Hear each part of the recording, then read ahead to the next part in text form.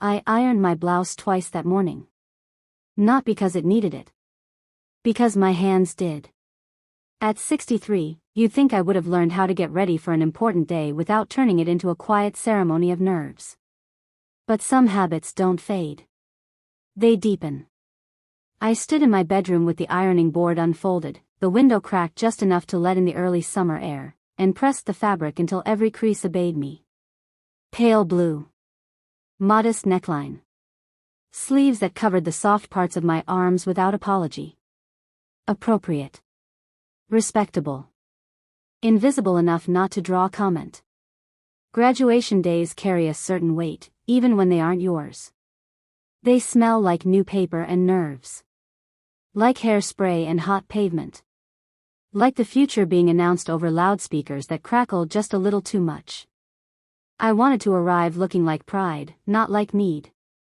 I chose my shoes carefully. Low heel. Comfortable. Nothing that would make me ask for help on stairs or complain about standing too long. I had learned, over years, to arrive prepared not to require anything. I checked my purse twice, tickets, tissues, phone, glasses. I tucked a small envelope inside with a card for my grandson. Nothing flashy. Just a note telling him how proud I was. How hard he'd worked. How far he'd come. I practiced saying his name the way announcers do, rolling it quietly in my mouth while I locked the door behind me. The drive to the venue took 40 minutes. I arrived early, too early, really, because being late feels like a burden, and being early feels like permission.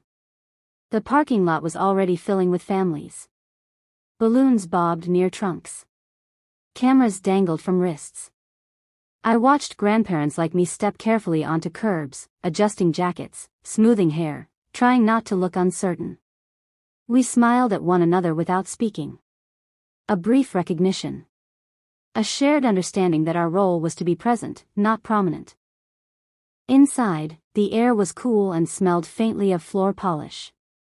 Ushers handed out programs with practiced cheer. I looked down at the seating map and paused longer than I should have. My name wasn't on it. Not unusual, I told myself. These things are hectic.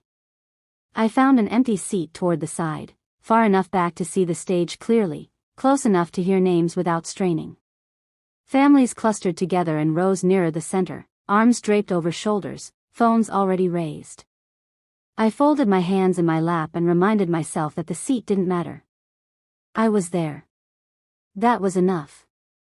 I spotted my son across the aisle, 2 sections forward. He was laughing at something his wife said, his head tipped back in that familiar way. My grandson sat beside them, taller than I remembered, cap slightly crooked, jaw set in that restless, adolescent impatience that comes from being nearly free. I felt the familiar lift in my chest, the one that always comes when I see them together, and raised my hand to wave. My son didn't see me. Or he did, and something distracted him. A phone. A voice. A thought. I lowered my hand slowly and folded it back into my lap, pressing my thumb into my palm until the feeling settled. This happens, I told myself. Crowds. Movement. Noise. The ceremony began. Names were called. Applause swelled and receded in waves. I clapped until my hands warmed, until my palms tingled. When my grandson's name echoed through the speakers, I stood without thinking. Pride rose in me like a tide I'd been holding back. I saw him cross the stage, confident and quick, accepting his diploma with a smile that was half relief, half impatience. After, the room loosened. People spilled into aisles. Photos were staged and restaged. Laughter rang sharp and bright. I gathered my purse and made my way forward carefully, stepping aside for younger bodies moving faster, calling names louder. I rehearsed the hug in my head. Brief. Light. Not too long. Not too emotional. When I finally saw him standing near the exit, his gown slung over one arm, phone already in his hand, I smiled before he looked up. And when he did, when his eyes met mine, I saw something shift. Not surprise. Not joy. Something tighter. I took one step toward him. And that was when he spoke. But before the words reached me, before the sound could finish crossing the space between us, I felt a strange certainty settle in my chest. The kind that arrives just before something breaks. I opened my mouth to say his name, and he cut me off. "You're embarrassing me, go away." He didn't shout. He didn't whisper either. He said it the way people say move, or excuse me, or not now, flat, efficient, like clearing space. The words didn't rush. They didn't stumble. They landed cleanly, practiced almost, as if he'd been holding them in his mouth, waiting for the right moment to release them. For a second, I thought I must have misunderstood. Not because the sentence was unclear, but because my mind reached instinctively for a softer version. "You're embarrassing me" could mean not here. "Go away" could mean just give me a minute. We do that sometimes, edit cruelty in real time, hoping to salvage something livable. But his face told the truth. His jaw was tight. His eyes flicked past me, already searching for escape. He shifted his weight from one foot to the other like someone trapped in an awkward elevator ride. There was no apology waiting to follow. No explanation forming behind the words. Just impatience. The space around us felt suddenly louder. The shuffle of shoes. The scrape of folding chairs. Laughter bursting out in bright, careless pockets. A camera shutter clicked nearby. Someone called out another graduate's name, their voice thick with pride. I stood there, frozen, my smile still half arranged on my face like a mask I hadn't been told to remove. "Oh," I said. It came out smaller than I intended. Not broken. Not tearful. Just diminished. A syllable with nowhere to land. I could feel eyes near us. Not staring exactly, people are polite that way, but close enough to notice. Close enough to register a moment that didn't belong. No one intervened. No one needed to. Discomfort has a way of policing itself. I took a step back without meaning to. My heel caught briefly on the edge of the carpet, and I steadied myself, heart thudding harder than the misstep deserved. My hands hovered uselessly in front of me, still holding the card I'd written for him that morning. The envelope bent slightly under my fingers. "I just wanted to," I began. He cut me off with a sigh. I said go away. That was when the heat rose, not anger, not yet, but something hotter and more humiliating. A flush that crept up my neck, settled into my cheeks, made my ears ring faintly. The kind of heat that doesn't ask permission. The kind that announces itself whether you want it to or not. I nodded. Not because I agreed. Because my body remembered old instructions. Don't make a scene. Don't make it worse. Don't put him in a position. I turned slightly to the side, creating space like he'd asked, like I'd been trained to do. As if I were the one who'd misstepped. As if I'd wandered into a room I hadn't been invited into. And that's when I looked past him. My son was standing just a few feet away. Close enough to hear everything. He wasn't on his phone. He wasn't distracted. He wasn't turned away. He was right there, hands at his sides, expression neutral, eyes focused somewhere over my shoulder like the situation might dissolve if he didn't look at it directly. I waited. Not long. Just long enough for him to say my name. Or his son's. Or anything at all. The waiting stretched, thin and painful. My grandson shifted again, relief already creeping into his posture now that he'd said what he came to say. The problem, me, was being handled. He glanced at his father briefly, then back at his phone, fingers already moving. I turned fully toward my son then. Our eyes met. And in that brief exchange, so small it could have been missed, I saw the decision already made. Not today. Not here. Not worth it. His lips pressed together. His shoulders lifted and fell in a shallow breath. He adjusted the cuff of his jacket, a nervous habit I recognized from childhood, back when conflict made him fidget instead of speak. He didn't say, "That's not okay." He didn't say, "She's your grandmother." He didn't say, "Apologize." He didn't say anything. The silence landed harder than the words. The silence landed harder than the words. It filled my chest, heavy and unmistakable. This wasn't confusion.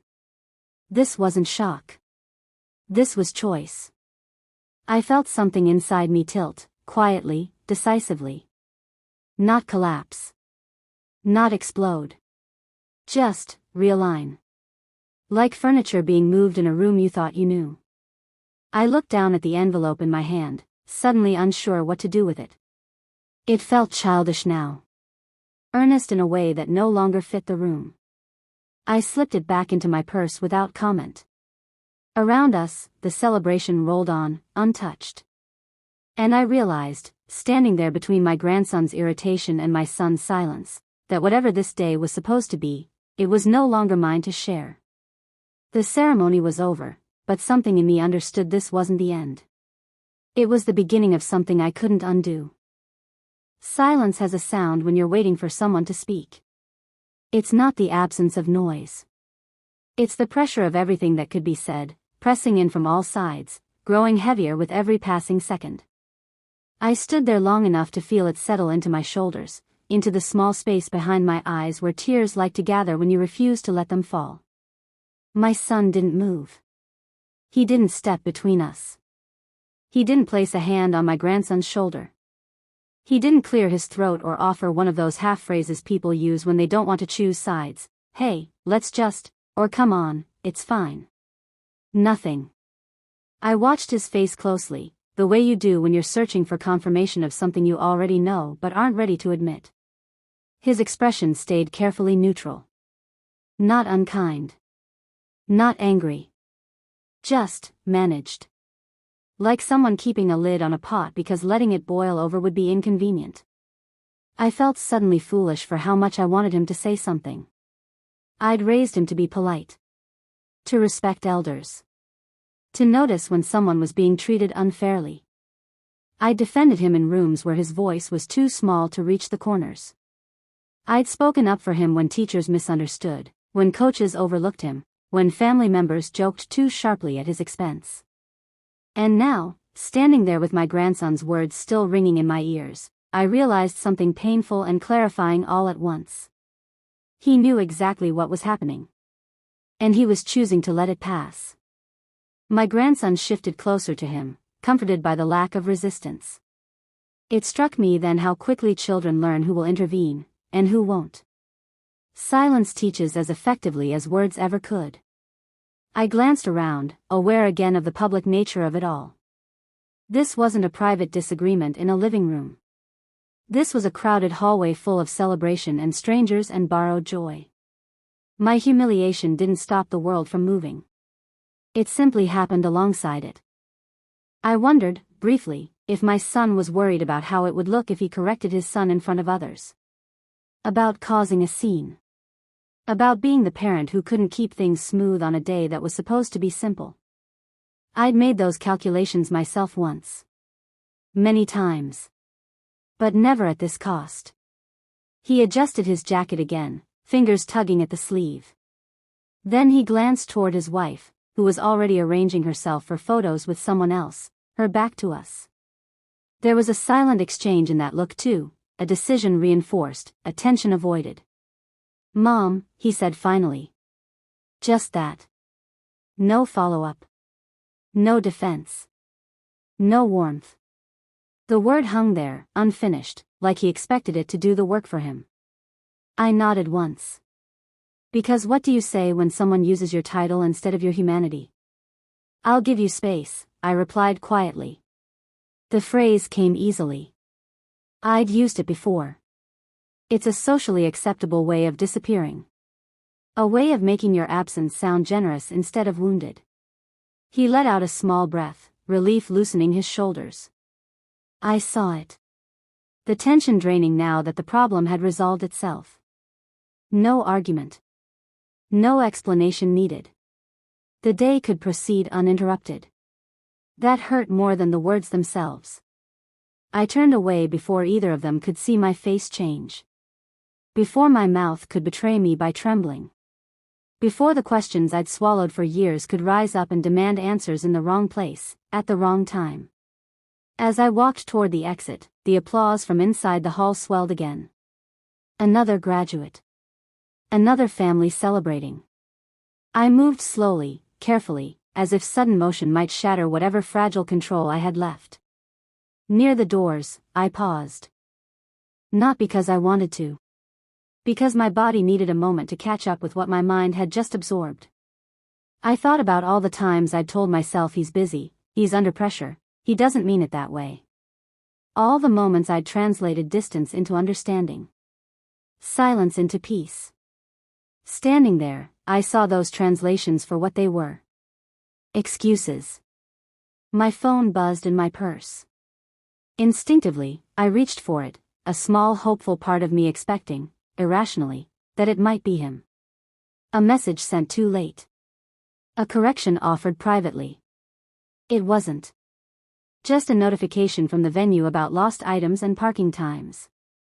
I laughed once, under my breath. Not because it was funny. Because it was absurd how even hope had become automatic, detached from evidence. I pushed open the door and stepped into the bright afternoon light. The sun was harsher than I expected, reflecting off windshields and glass, making me squint. Families spilled out around me, arms around shoulders, voices overlapping in excitement. No one noticed me leave. And as I stood there alone, the heat of the day pressing down, one thought settled in with a clarity that surprised me with its calm. This wasn't about a rude teenager. This was about a grown man who had decided silence was easier than protection. I didn't cry in the parking lot. But I didn't go home either.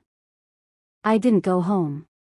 I told myself it was because traffic would be terrible, because the parking lot would take forever to clear, because I didn't feel like sitting alone in my kitchen just yet.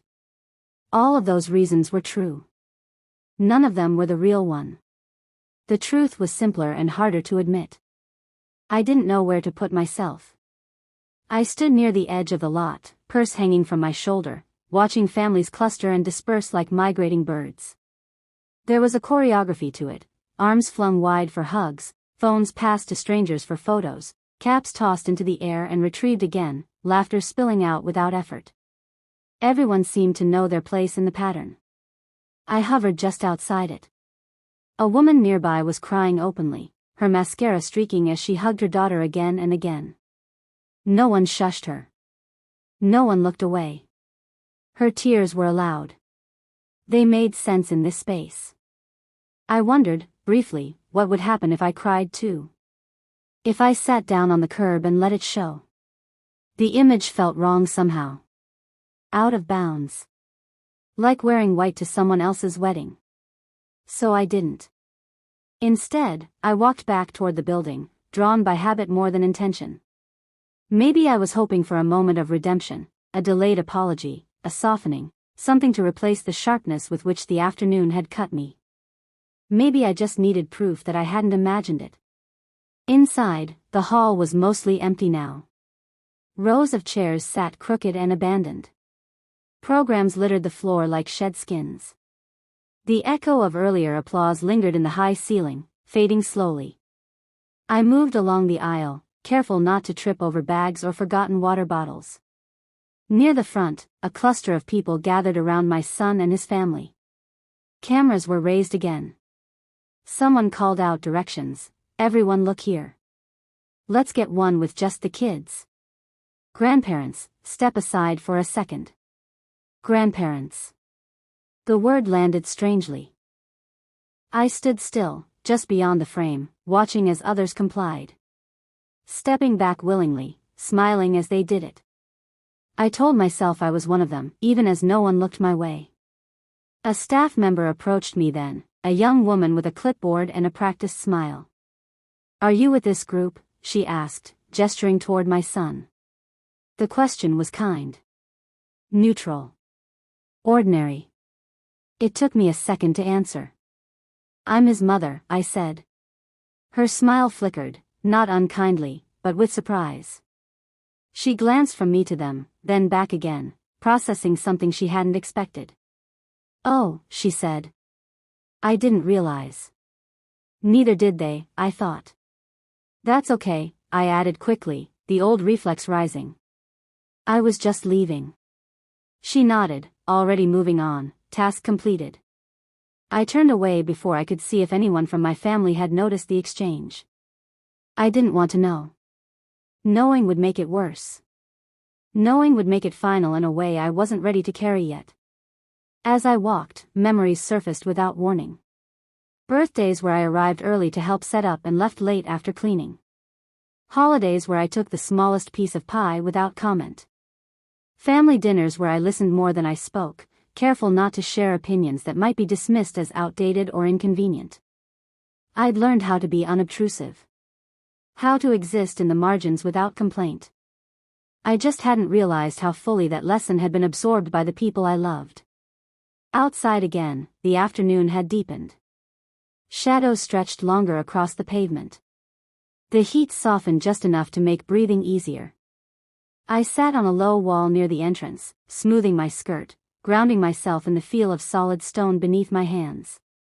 I thought about the card in my purse. About the words I'd written so carefully. "I'm so proud of you. I've always believed in you."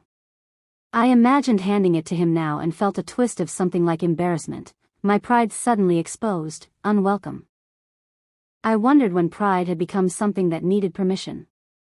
A family passed by, laughing loudly, the graduate walking a few steps ahead, pretending not to care while clearly soaking it all in. His grandmother walked beside him, her hand resting lightly on his arm. He didn't shrug it off. He didn't pull away. The sight pierced me unexpectedly. Not with jealousy. With clarity. I wasn't asking for special treatment. I wasn't demanding center stage. I just wanted to exist without being erased. I checked my phone again. Still nothing. No glance in my direction. No attempt to bridge the distance. That was when the weight of it settled fully. I wasn't being overlooked. I was being managed. Kept at a distance that made things easier for everyone else. I stood up then, decision forming quietly, without drama. I would leave. Not in anger. Not in protest. Just, leave. And as I walked back to my car, the certainty followed me, steady and unwelcome and true. This wasn't about today. This had been building for years. As I started the engine, I realized this wasn't a moment. I was finally seeing a pattern. The drive home took longer than it should have. Not because of traffic. Because every red light seemed to invite a memory, and I was in no shape to outrun them. I kept the radio off, the silence in the car thick but necessary, like a bandage pressed against something tender. The road unfolded in familiar stretches, yet everything felt slightly misaligned, as if I'd shifted lanes without realizing it and now couldn't quite find my way back. I thought about the first time I'd felt that particular shrinking sensation, the one that tightens your chest and lowers your voice without asking. I couldn't place the exact moment. That, in itself, was telling. These things don't announce themselves. They accumulate. Layer upon layer, until one day you recognize the shape of your life and wonder when it got so narrow. There was the Christmas years ago, when my son told me not to bring my famous casserole because his wife was trying something new this year. I'd smiled, said of course, arrived with a store-bought pie instead. Later, when everyone praised her dish, I clapped along, ignoring the small ache that came from being quietly edited out of a tradition I'd carried for decades. There was the birthday party for my grandson when he turned 10. I'd asked if I could help with the decorations. My son said they had it handled. When I arrived, balloons were half inflated, tape peeling off the walls. I offered to fix it. He said, "It's fine, Mom," with that tone that means please don't take over. I sat on the couch and watched instead, hands folded, waiting to be useful without being intrusive. There were countless dinners where conversations shifted just enough when I spoke, where jokes passed over my head like weather, not meant for me. Times I'd shared a story only to watch phones emerge mid-sentence, attention drifting elsewhere. Each moment small. Each one easy to dismiss. You don't notice erosion while it's happening. You notice it when something finally breaks.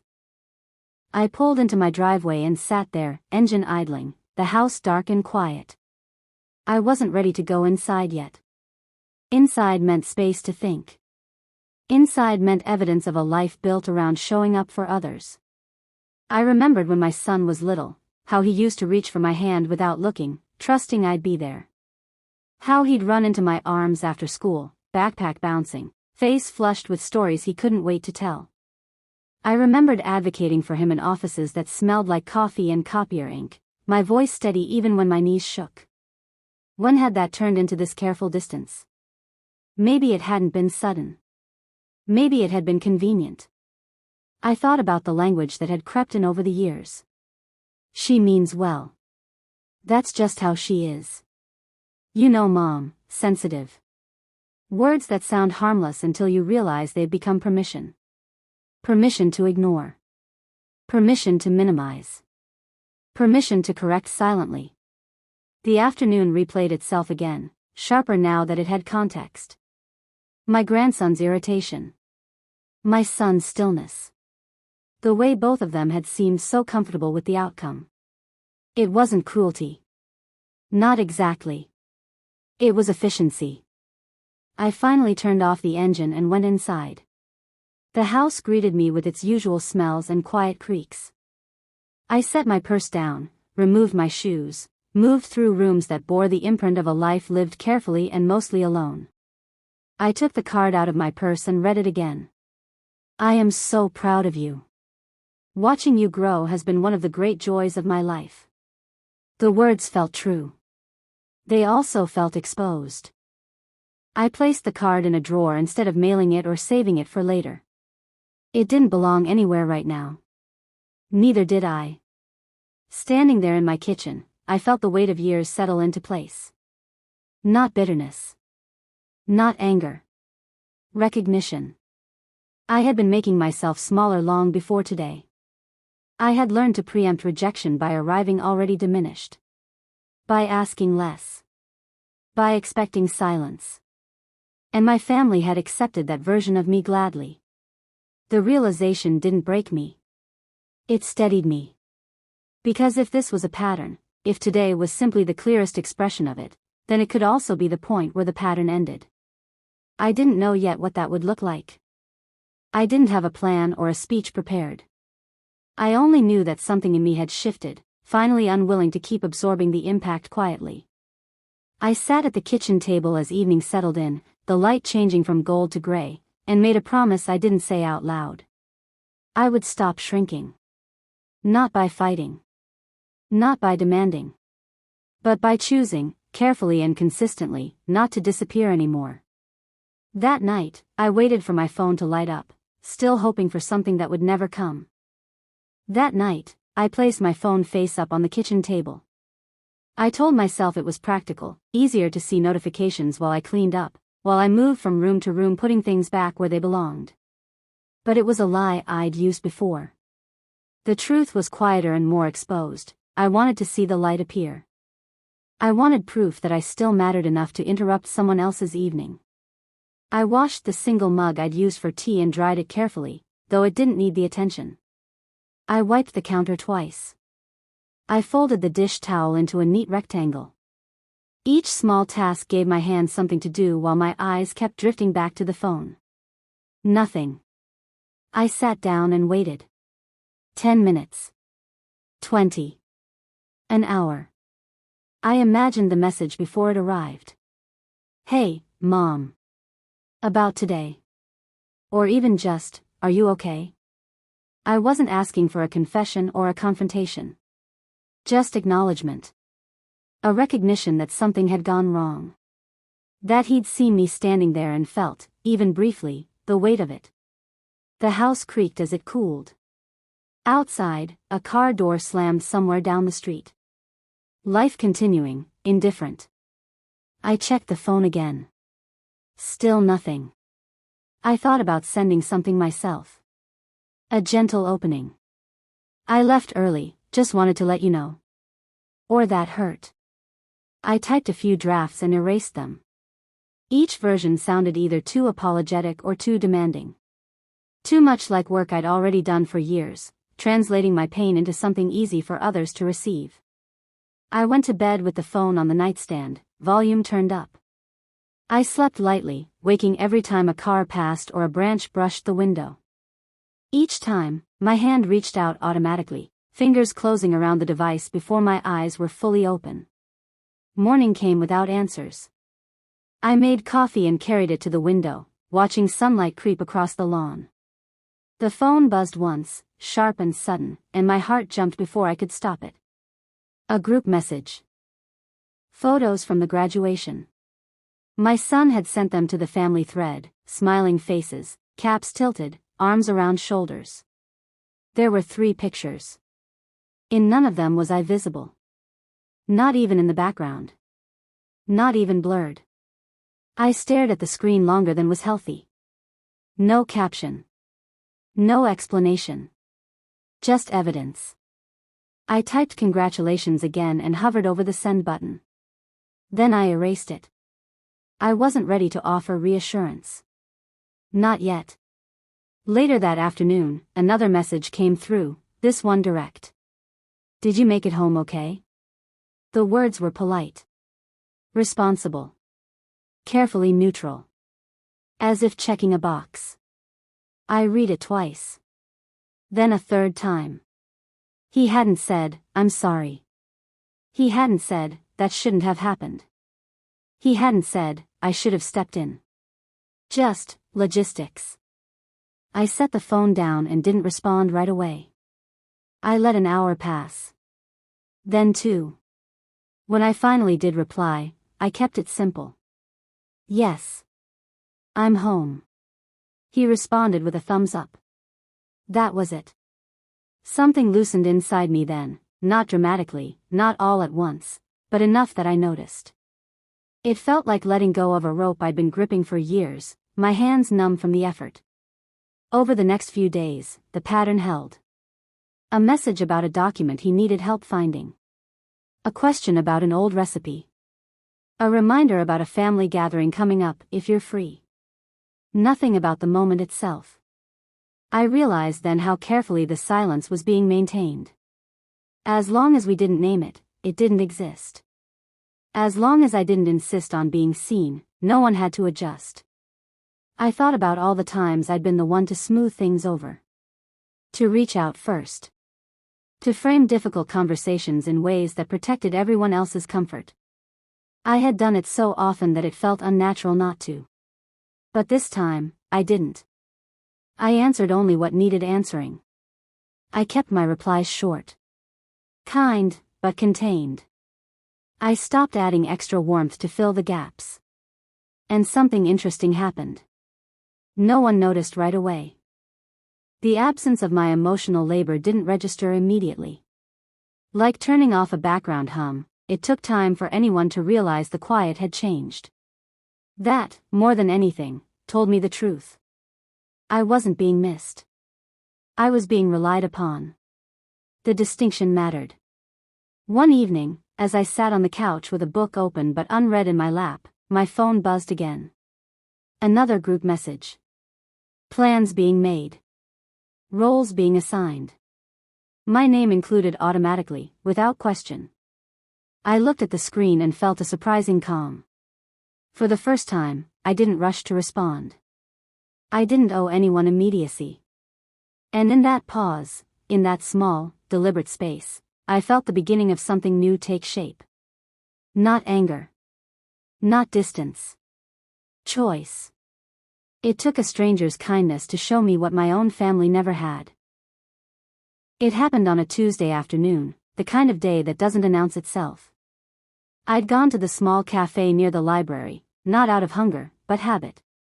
It was quiet there. Predictable. The tables were spaced far enough apart that you could exist without brushing against anyone else's noise. I ordered tea and a scone I didn't really want and chose a seat by the window, placing my purse carefully on the chair beside me like it was still allowed to take up space. I opened my book and read the same paragraph 3 times without absorbing it. That's when the woman at the next table spoke. "Excuse me," she said gently. "Is that seat taken?"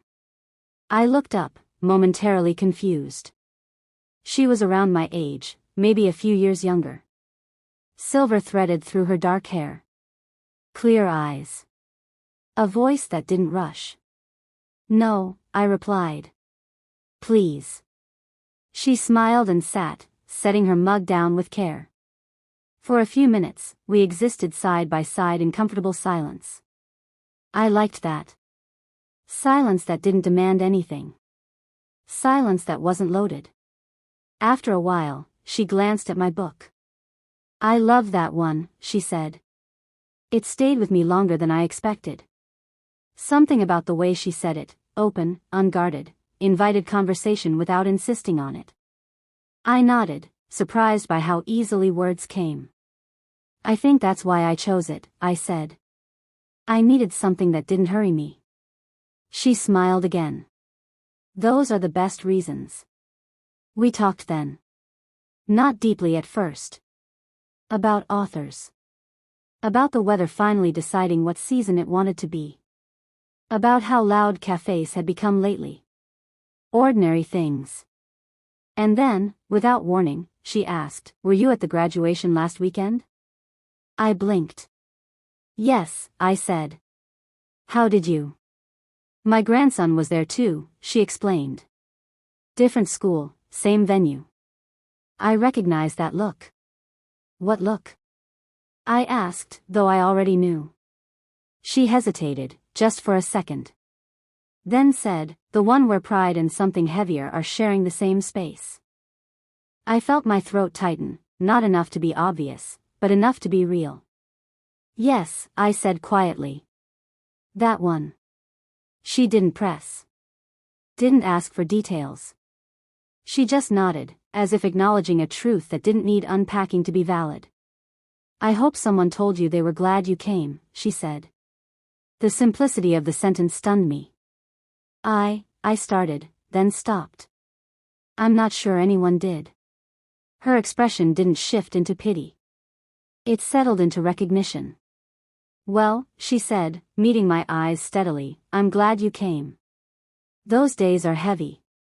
They shouldn't be carried alone." Something in my chest loosened. We talked a little longer after that. About children growing up and growing away. About how easy it is to become background if you're not careful. About the strange grief that comes with realizing you've been present your whole life, and still ended up optional. She told me her name was Ellen. I told her mine. We laughed once, softly, over something trivial. It felt like breathing after holding it too long. When we stood to leave, she reached out and touched my arm, not lingering, not possessive. Just enough to make the moment real. "Take care of yourself," she said. "And don't talk yourself out of deserving kindness." I watched her go, the bell over the cafe door chiming lightly behind her. I sat back down, tea untouched, heart unexpectedly full. It wasn't what she said, exactly. It was how easily she offered respect. How naturally it seemed to occur to her that my presence mattered. That my experience had weight. I realized then how starved I'd been for that kind of ordinary decency. Not praise. Not reassurance. Just acknowledgement.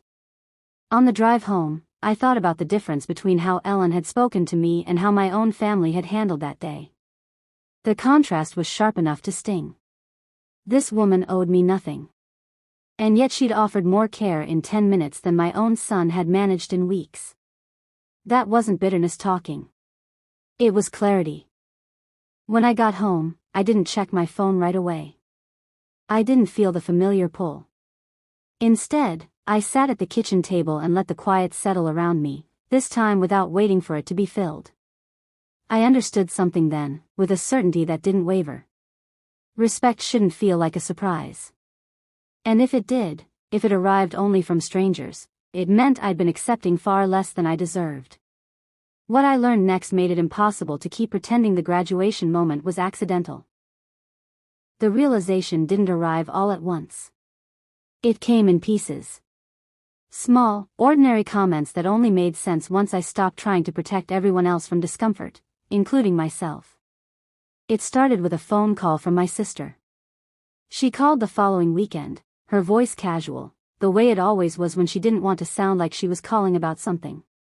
We talked about nothing for a while, weather, aches, the price of groceries, until she said, almost offhandedly, I heard the graduation was a bit awkward. The word caught on something sharp inside me. Who told you that? I asked. She paused. Just long enough. Your son mentioned it, she said. Not in detail. Just said there was some tension. That you left early. Left early. As if I'd gotten bored. As if I'd wandered off. I see, I said. He said your grandson's under a lot of pressure, she added gently. Big transitions.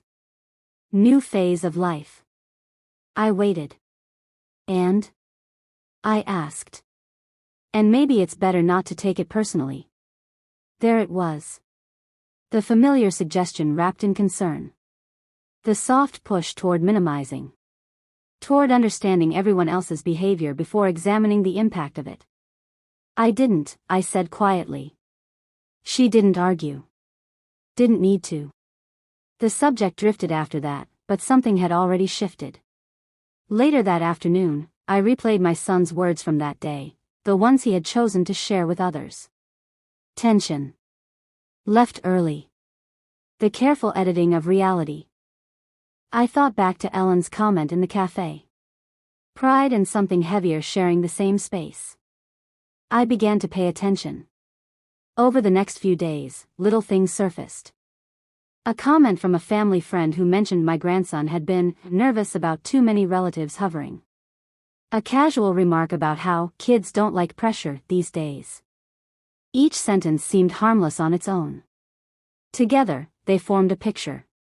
This hadn't been spontaneous. My grandson hadn't just snapped. The idea that I was too much, too visible, too emotional, too present, had been allowed to take root long before the ceremony. And my son, in his quiet way, had let it grow. Had chosen not to correct it. Had chosen ease over honesty. That was the part that settled deepest. It wasn't that he agreed with his son's words. It was that he didn't think they were worth challenging. I sat with that truth one evening at my dining table, a stack of old photo albums spread out in front of me. I hadn't planned to open them. They were just there, within reach, like evidence waiting patiently. There was a photo of my grandson at 5, sitting on my lap, missing 2 teeth, holding a paper crown I'd helped him make. Another at 8, asleep against my shoulder during a long car ride, trusting I'd stay still long enough not to wake him. I wondered when presence had turned into pressure. When love had started needing boundaries instead of appreciation. I realized then how often my son had smoothed things over on my behalf without involving me. How often he'd translated my intentions for others. She means well, she's just excited, she doesn't realize how it comes across. Each sentence, meant to soften, had also distanced. I'd been discussed. Managed. Adjusted around. Not included. The graduation wasn't an accident. It was the moment when all of that quiet positioning finally surfaced in public. And the reason it hurt so much wasn't the embarrassment. It was the clarity. I saw, with painful precision, how long my role had been shrinking without my consent.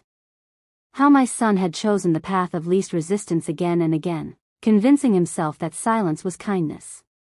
It wasn't. Silence was permission. And in that moment of understanding, something important happened. I stopped wanting an apology. Not because I didn't deserve one, but because I finally understood what it would cost them to give it. It would require acknowledging that I mattered enough to defend. And that was a conversation they weren't ready to have. I closed the albums carefully and stacked them back on the shelf. I wasn't angry. I was done pretending this was a misunderstanding. And with that acceptance came an unexpected calm, clear, steady, irreversible. I knew what I needed to do next. Not to punish. Not to prove anything, but to step out of a role that had been quietly emptying me for years. Once I saw the truth, I couldn't unsee it, and I stopped trying to fix what was never mine to repair. Grief doesn't always arrive with tears. Sometimes it comes as a long, slow exhale you didn't realize you'd been holding for years. In the days after that realization settled, I moved through my house differently. Slower. More deliberately.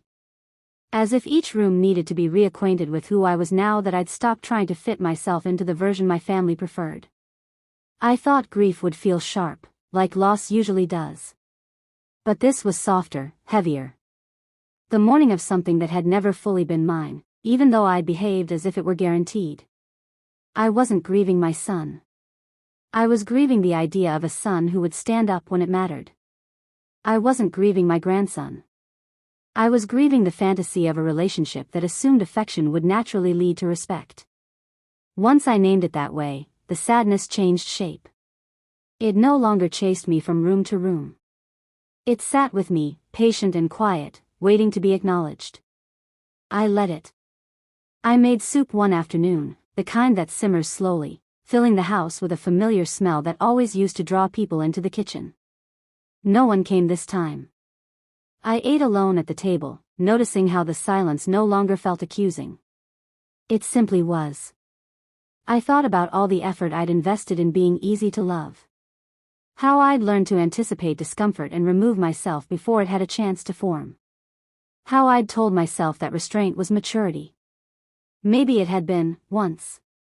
But maturity, I was learning, also meant recognizing when something wasn't being returned.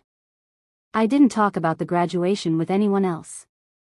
Not because I was protecting my family, but because I was protecting myself. Rehashing it would have reopened the wound, and I no longer needed the validation. The truth had already landed. There were moments when the sadness surprised me anyway. Folding laundry and finding a shirt my grandson had left behind once. Passing the aisle in the grocery store where I used to buy his favorite snacks. Hearing a song on the radio that took me back to long car rides and off-key singing. Each time, the ache rose and fell without drama. This was grief without spectacle. One evening, I took out a legal pad and began writing, not letters, not confrontations, but lists. What I gave. What I received. What I no longer wanted to offer without reciprocity. It wasn't bitter. It was practical. I wrote down the ways I'd been available by default. The errands, the favors, the emotional cushioning I provided whenever something went wrong. I wrote down how rarely anyone asked how I was unless they needed something. Seeing it on paper did something important. It turned feelings into facts. And facts are easier to make decisions around. I wasn't angry. Anger wants reaction. This felt more like acceptance. I wasn't going to announce a withdrawal. I wasn't going to demand change. Those things still centered them. Instead, I would let reality speak for itself. I stopped initiating contact. I responded when necessary, but I didn't fill the space with warmth they hadn't earned. I declined an invitation, politely, without explanation. I didn't offer alternatives. No one objected. That, too, was information. There were moments when loneliness brushed against me, late at night, when the house settled and my thoughts wandered. But it didn't feel like punishment. It felt like the natural consequence of stepping out of a crowded room where I'd never really been seen. I reminded myself that grief isn't proof of a mistake. It's proof that you cared. And caring, even when it isn't reciprocated, doesn't make you foolish. It makes you human. By the end of the week, the weight in my chest had shifted again. Not gone. But lighter. Less consuming. I realized then that I wasn't losing my family. I was losing my illusions. And in their place, something sturdier was beginning to take form. Self-respect doesn't arrive loudly. It arrives quietly, the way grief does. And once it settles in, it doesn't leave easily. The next step wasn't emotional, it was practical. And it changed everything. The change didn't come with a conversation. There was no sit-down, no careful phrasing, no attempt to explain myself in language that might soften the impact for everyone else. I had done enough explaining in my life. This time, I let my actions speak in the quiet way they always had, only now, they were intentional. I stopped showing up. Not dramatically. Not all at once. Just, deliberately. When my son texted asking if I could watch the house while they were away for the weekend, I replied, "I won't be able to this time." No excuse. No apology. Just a statement of fact. When an email circulated about a family gathering, if everyone's free, I didn't rush to respond. I waited. And when I did, I said I had other plans. I didn't elaborate. I didn't suggest a different date. Each small refusal felt unfamiliar at first, like using a muscle that had gone soft from disuse. I expected pushback. Questions. Hurt feelings. None came. The silence that followed was telling. It revealed how accustomed they were to my availability, not my presence, but my usefulness. I had been a constant in the background, reliable as furniture, noticed only when moved. I also made quieter changes. I updated my emergency contacts, removing names that had once felt automatic. I reorganized my paperwork, double-checking beneficiaries and authorizations. Not out of spite, out of clarity. It wasn't about punishment. It was about accuracy. Who would show up if it mattered? The answer deserved to be reflected on paper. I told a neighbor, one I trusted, where I kept an extra key. I arranged my life so that my safety didn't depend on people who had shown me, plainly, where I ranked. These weren't emotional decisions. They were responsible ones. And yet, each practical adjustment carried an emotional echo. A quiet affirmation that I was allowed to take myself seriously. Weeks passed. My phone stayed mostly quiet. When it did ring, it was often for something logistical. A question. A reminder. Once, a casual check-in that never ventured beyond surface pleasantries. I noticed something else during that time. Without the constant pull of obligation, my days opened up. Mornings were slower. I lingered over coffee. I walked more. I took a class at the community center, nothing ambitious, just something I'd always been curious about. No one objected. No one asked why I'd changed. I began to understand something essential. As long as my withdrawal didn't inconvenience them, it didn't register as loss. That realization stung, but it also freed me. I wasn't responsible for teaching them how to value me. I was responsible for valuing myself. One afternoon, my son called. Not texted. Called. I let it ring twice before answering, not as a statement, but because I was in the middle of something that mattered to me. "Hey," he said. "Everything okay? Haven't heard from you in a while." The words were careful. Neutral. An observation, not a concern. "Yes," I said. "I'm fine." There was a pause. "You've been busy," he said. "I have," I agreed. Another pause. Longer this time. "Well," he said finally, "we should get together sometime." It wasn't an invitation. It was a placeholder. "Maybe," I replied. And meant exactly that. When the call ended, I didn't feel triumphant. I didn't feel cruel. I felt settled. I had stepped out of a role that required my constant shrinking to maintain. I had done it without anger, without accusation. Just by being honest with my time. That, it turned out, was the boundary I should have set years ago. I stood at my kitchen window that evening, watching the light fade from the sky, and felt a quiet pride in myself, not for what I'd taken away, but for what I'd finally chosen to keep. My energy. My time. My dignity. And for the first time in a long while, those things belonged fully to me. They noticed my absence, but not for the reason I expected. It wasn't concern that finally broke the silence. It was inconvenience. The call came on a Thursday evening, just as I was settling into my chair with a book and a cup of tea balanced carefully on the armrest. The phone rang, the old-fashioned way, no preview, no warning. I let it ring once. Twice. Not because I was trying to prove anything, but because I'd learned that urgency often belongs more to the caller than the receiver. When I answered, my son's voice sounded strained, but not in the way it had the day of the graduation. This strain was practical. Pressed for time. "Mom," he said. "We were hoping you could help us out this weekend." I waited. There it was again, that quiet space where something meaningful could have entered the conversation.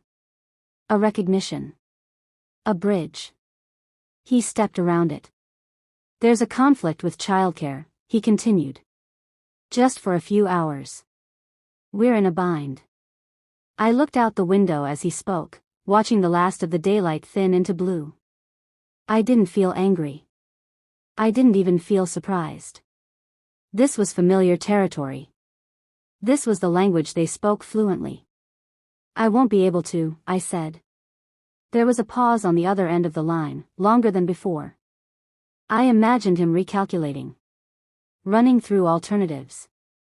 Realizing how much he'd assumed. "What do you mean?" he asked. "You don't have anything planned, do you?" The question landed heavier than he realized. "No," I said calmly. "But that doesn't mean I'm available." Another pause. "Well," he said, trying for lightness, "this is kind of important." I smiled, not because it was funny, but because it was finally clear. "So am I replied. He didn't know what to do with that. I could hear it in his breathing. The shift from expectation to confusion. He wasn't angry. He was unsettled. This wasn't how the dynamic usually worked. I was the constant. The backup plan. The quiet solution. "I just thought," he began. "I know what you thought," I said gently. "You thought I'd say yes." Silence. "And you're not upset?" he asked, cautiously now. Testing the edges. "No," I said truthfully. "I'm just not saying yes anymore." That was when he tried to circle back. "We should really talk about what happened at the graduation," he said. "It got blown out of proportion." There it was. The delayed acknowledgement. Not offered freely, but introduced only once my absence created friction. I took a breath before responding. Not to steady myself, but to choose my words carefully. "I don't need to revisit it," I said. I understood enough in the moment. "That's not fair," he said quickly. "I didn't mean." "I know," I interrupted softly. "You didn't mean to hurt me.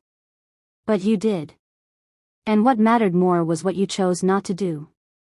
He exhaled sharply, frustration creeping in. "So what, this is about punishing us now?" he asked. The word punishing stung, not because it was accurate, but because it revealed how he saw the shift. As something done to him, not something done for me. "No," I said. "This is about protecting myself." There was nothing dramatic in my tone. No raised voice. Just honesty. "You're overreacting," he said, almost reflexively. I let the silence answer that. Finally, he spoke again, quieter now. "We didn't think it would matter this much." And there it was, the sentence that confirmed everything. I closed my eyes briefly. "That's the problem," I said. "You didn't think." The call ended soon after. Awkward goodbyes. No resolution. No apology. Just distance, newly defined. When I set the phone down, my hands were steady. My heart wasn't racing. I didn't feel hollow.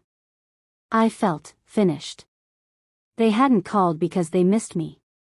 They'd called because my absence disrupted the system they built around my quiet compliance. And they'd called too late, after I'd already done the work of understanding what that system cost me. I stood up, rinsed my teacup, and returned to my chair. The book waited where I'd left it, the story inside still open, unfinished. For the first time, I realized something that felt like peace. I didn't need them to understand. I just needed to keep honoring what I already did. The final choice wasn't about distance, it was about who I chose to stand beside from here on. The quiet that followed wasn't empty. It was earned. In the weeks after that call, nothing dramatic happened, and that was the point. There were no apologies delivered in softened voices. No sudden insight. No late-night messages trying to repair what had already settled into truth.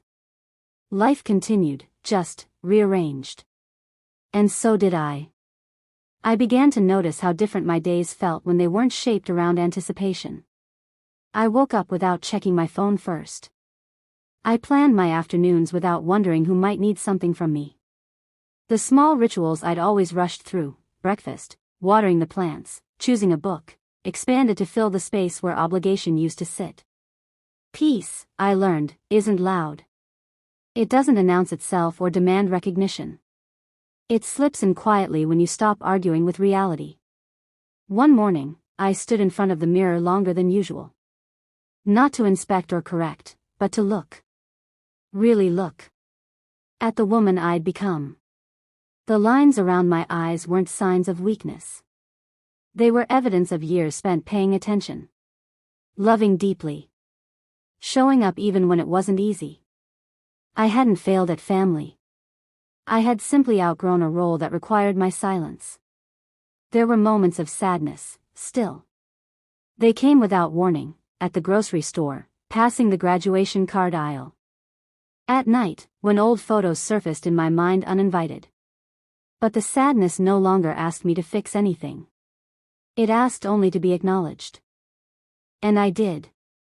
I didn't shut the door on my family. I just stopped standing in the doorway waiting to be invited in. When my son texted weeks later, something casual, something light, I responded kindly, briefly. The warmth I offered was measured now.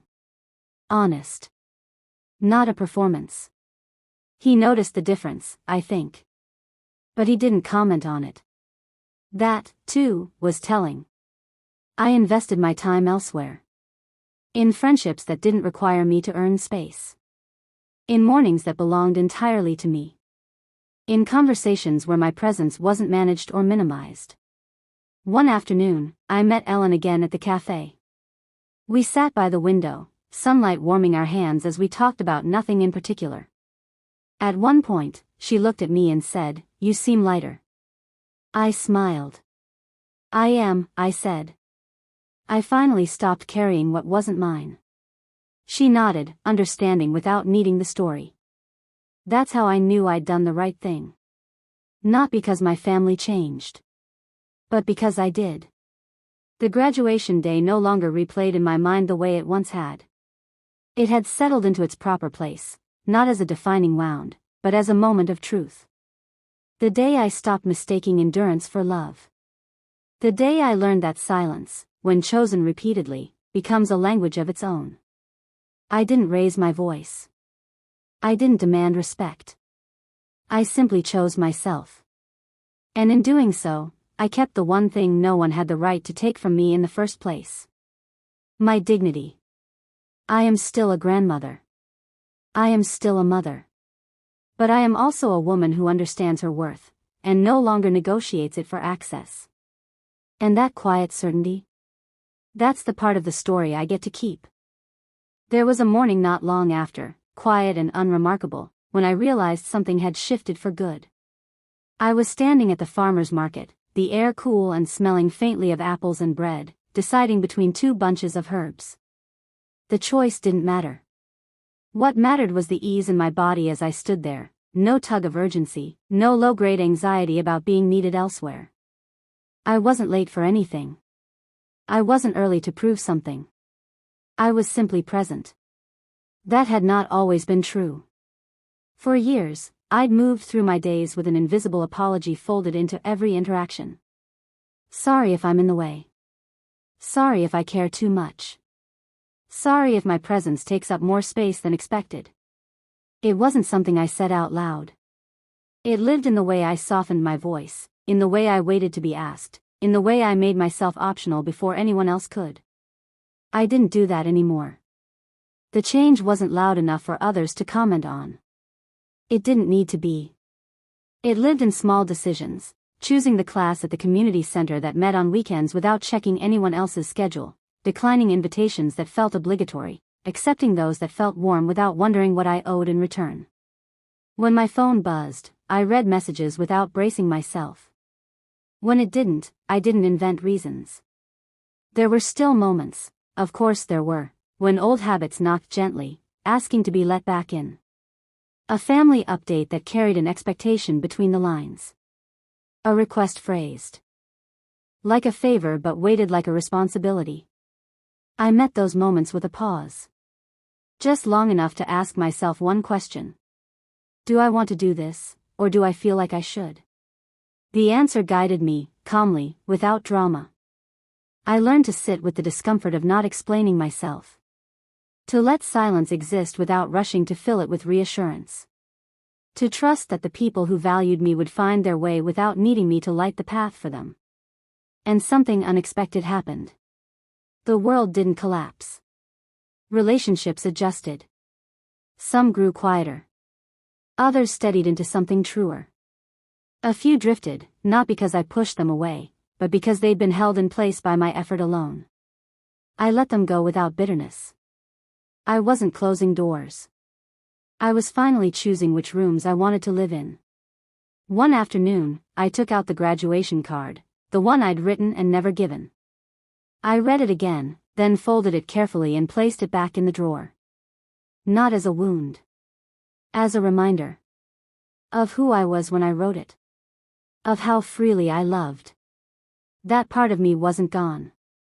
It just wasn't for everyone anymore. I didn't need to rewrite the past to validate the present. I could honor what had been true and still move forward differently. The love I'd given hadn't been wasted. It had shaped me. It had taught me.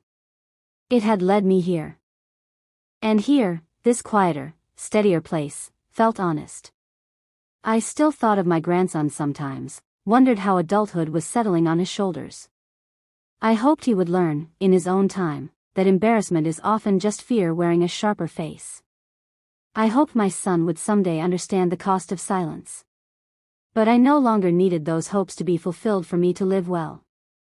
That was the final gift I gave myself. A life not organized around proving my worth. A love not contingent on my disappearance. A presence that didn't ask permission to exist. If there's a lesson in all of this, one I carry gently, without preaching, it's this. Being kind does not require being invisible. Loving deeply does not mean enduring quietly. And dignity, once reclaimed, has a way of changing everything that comes after. I walked home from the market with herbs in my bag and the sun on my face, unhurried, unburdened. And for the first time in a long while, I wasn't thinking about who I might disappoint. I was thinking about dinner. I didn't disappear. That's important to say. I didn't vanish from my family's lives in a dramatic sweep, didn't pack memories into boxes or rewrite my history to survive the present. I stayed exactly where I was, just no longer bending myself into shapes that made others comfortable at my expense. Staying, I learned, takes more courage than leaving. It means holding your ground without demanding applause. It means accepting that not everyone will adjust to your growth, and choosing peace anyway. It means trusting that dignity doesn't need witnesses to be real. I still lived in the same house. Walked the same streets. Shopped at the same stores. The world hadn't changed. I had. Weeks turned into months. Conversations with my son became less frequent, more careful. He spoke to me now the way people do when they sense a shift they don't quite understand, respectful, but unsure. He never apologized for the graduation. I stopped expecting him to. Expectations, once released, free up a surprising amount of energy. I noticed how often women my age apologize for existing. For needing rest. For wanting quiet. For choosing themselves after decades of choosing everyone else. I noticed it because I'd done it too, for most of my life. Now, when someone asked how I was, I answered honestly. I'm well, I'd say. And mean it. There were moments when loneliness crept in, soft, familiar, but it no longer felt like failure. Loneliness was just the space left behind when you stop overextending. It wasn't an enemy. It was a signal. Fill this space with things that nourish you. So I did. I deepened friendships that felt mutual. I spent time with people who listened without correcting my memories or minimizing my feelings. I laughed more freely, without checking whether it was too loud, too much, too noticeable. One evening, while sorting old papers, I found a photograph tucked between folders. It was from years ago, my son in his graduation gown, younger, softer, leaning into me without hesitation. I held it for a long moment. There was no bitterness in me as I looked at it. Just tenderness. That love had been real. It still was. But love, I understood now, doesn't entitle anyone to diminish you. I placed the photo back where it belonged, not hidden, not displayed. Just, integrated. Part of my life, not the center of it. The memory of my grandson's words still surfaced occasionally. Not with the sharpness it once carried, but with a strange neutrality. They no longer defined me. They informed me. And that made all the difference. On a quiet afternoon, I sat on my porch with a cup of tea, watching the light move slowly across the yard. Birds settled into the trees. Somewhere down the street, children laughed. Life unfolded without needing my approval or participation. I thought about the woman I'd been that morning of the graduation, ironing her blouse too carefully, rehearsing pride, hoping to be welcomed. I felt compassion for her. She didn't know yet what she was about to learn. That dignity isn't something you're granted by the people you love. It's something you choose to keep, even when they don't notice the cost of losing it. I stayed soft. I stayed kind. But I stopped staying silent. And in that choice, I didn't lose my family. I found myself. So if there's anything I know now, anything I would pass on quietly, without instruction, it's this. You don't have to disappear to keep the peace. You don't have to be small to be loved. And you don't have to raise your voice to reclaim your worth. Sometimes, the bravest thing you can do is stand exactly where you are. And refuse to shrink. That's how I stayed. And that's how I finally felt at home in my own life.